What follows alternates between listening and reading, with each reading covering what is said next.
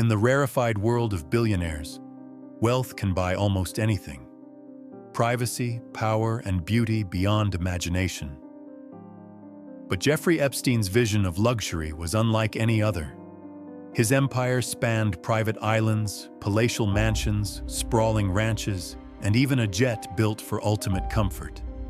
Each property told its own story of wealth, influence, and perhaps something more. These weren't just real estate investments. They were carefully chosen spaces that reflected exclusivity, control, and a taste for the extraordinary. From the turquoise waters of the Caribbean to the bustling heart of Manhattan, Epstein's properties stand as silent witnesses to a life shrouded in mystery. Today, we take a closer look inside Epstein's world, exploring the lavish properties and unusual investments that defined his empire, and left the world asking questions that may never be fully answered. Far from the public eye, in the turquoise waters of the U.S. Virgin Islands, lies a secluded paradise once owned by Jeffrey Epstein, Little St. James. Spanning over 70 acres, the island looked like it belonged on the cover of a luxury travel magazine. Powdery white sand stretching endlessly, palm trees swaying in the warm Caribbean breeze, and water so clear it reflected the sky like glass. Perched on a gentle rise, the main mansion commanded sweeping views of the ocean from nearly every room. Around it, a series of guest villas were placed with precision, offering private terraces and uninterrupted sea views. Each villa was a retreat in itself, designed to make every guest feel as if the entire island belonged to them. Manicured gardens framed the pathways that curved through the property, bursting with vibrant tropical flowers. The sound of distant waves mixed with the rustle of palm leaves, creating an atmosphere of complete isolation. Staff quarters were discreetly hidden behind the main estate, almost invisible from view, housing the team that ensured every detail remained flawless. One structure became the island's most photographed and most mysterious feature. The striking blue and white building, often referred to as the Temple. Its bold design stood out sharply against the natural backdrop. No official explanation was ever given for its purpose, leaving the world to speculate endlessly. For arrivals, Epstein ensured privacy at every level. But beyond the sunlit terraces and perfectly trimmed gardens, the island carried Epstein's imprint at every turn. It was not just a retreat, it was a stage for his need for control. Every path, every villa, every hidden corner was designed to ensure that nothing happened here without his knowledge. Guests who arrived entered a world entirely on Epstein's terms. The isolation was deliberate, separating them from the outside world and placing them in an environment where Epstein's rules alone applied. The island's beauty, though undeniable, became a mask for something far more unsettling: the secrecy it protected. And at the heart of Little St. James stood questions that remain unanswered. What truly happened within these walls of stone and glass? Why did Epstein guard this place so fiercely? Even today, the island is a paradox, breathtaking in its appearance, yet forever shadowed by mystery. From the turquoise waters of the Caribbean, our story shifts to the very heart of New York City. Manhattan, a place of constant movement, wealth, and ambition. Yet hidden among its crowded streets lies a property that stood apart from everything around it. On East 71st Street, in the prestigious Upper East Side, rose Jeffrey Epstein's mansion, the largest private residence in the entire city.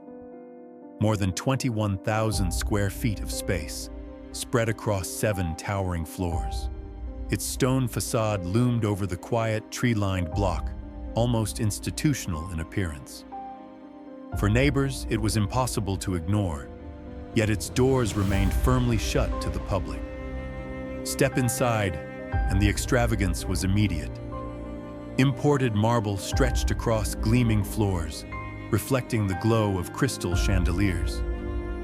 Wide staircases rose past polished wood-paneled walls, while gilded details whispered of immense fortune. Private libraries housed rare volumes. Long salons stretched out for high society gatherings.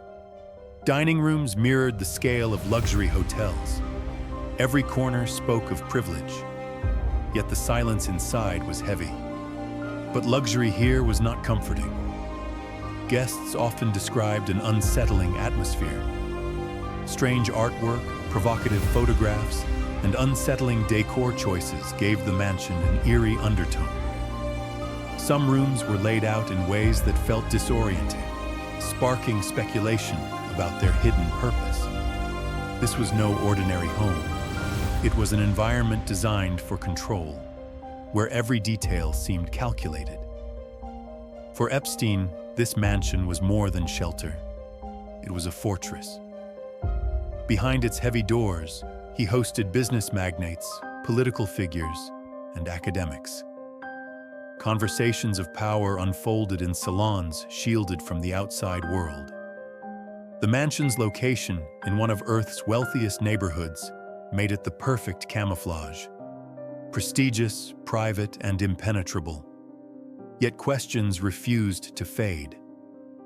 How did Epstein, under unusual circumstances, come to possess such an extraordinary property? What secrets unfolded inside those 7 floors of stone and silence? The Manhattan Mansion stands today as a paradox, a palace built on wealth but shadowed by mystery. It remains a reminder that behind walls of grandeur, darker truths can hide. Among Epstein's many assets, none drew more scrutiny than his Boeing 727, the aircraft the press came to call the Lolita Express.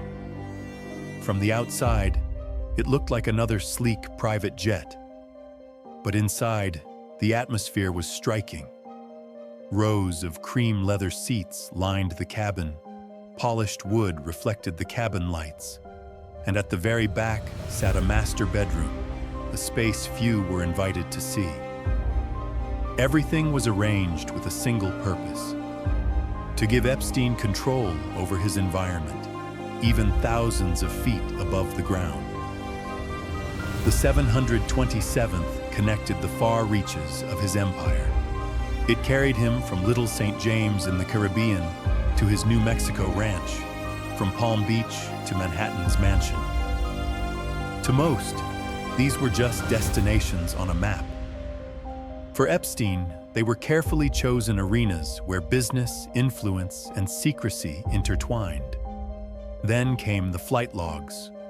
Page after page revealed names of politicians, corporate executives, academics, and celebrities who had boarded.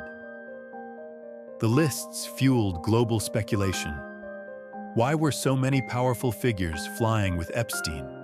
What conversations took place behind those sealed doors? Witnesses described the jet as more than simple transport. It was a mobile office, a stage for private meetings, and, according to many reports, a place where the darker chapters of his life played out. Inside those walls, alliances were formed, secrets exchanged, and activities hidden far from public view. Today, the jet stands as one of the most infamous symbols of his empire.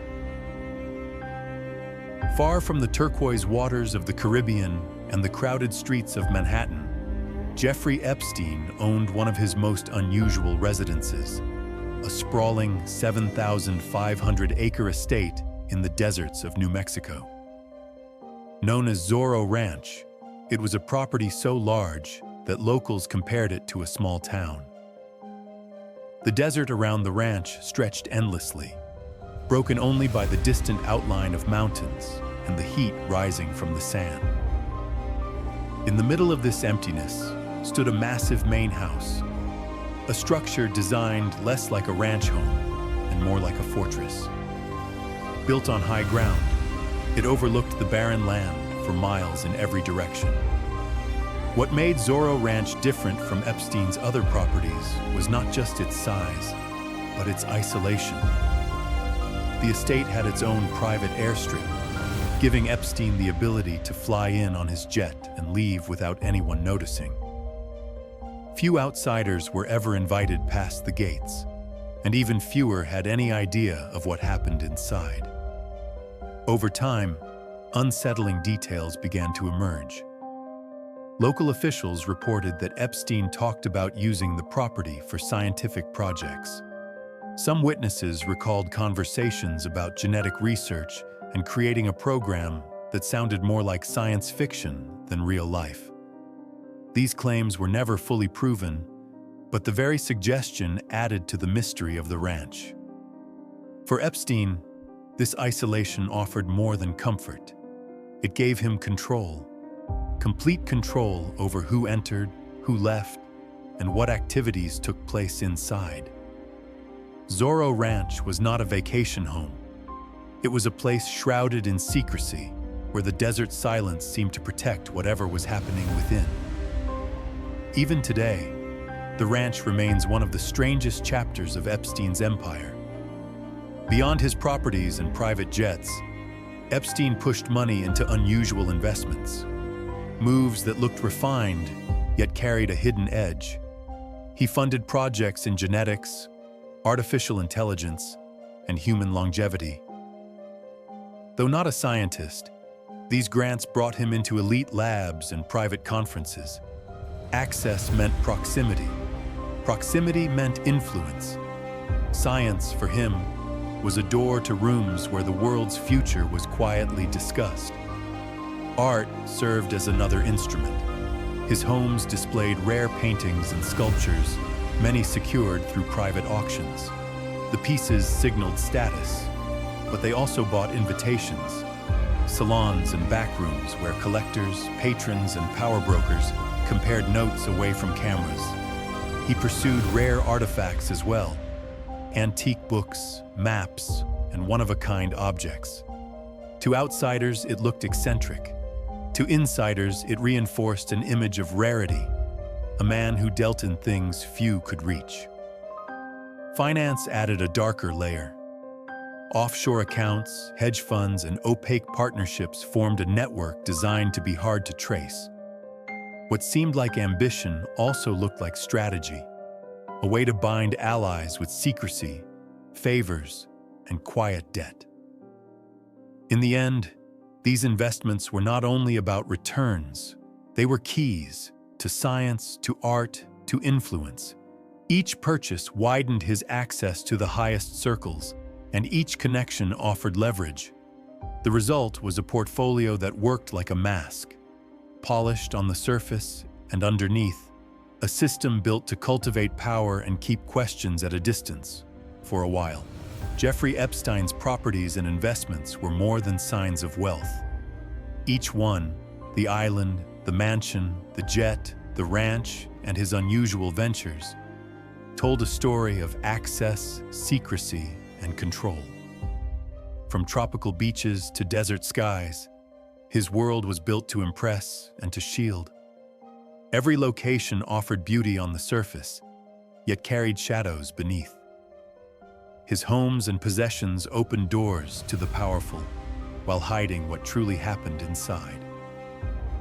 Today, those places remain. The mansions, the island, the artifacts, silent monuments to a man whose empire blurred the line between privilege and manipulation. And one haunting question continues to echo.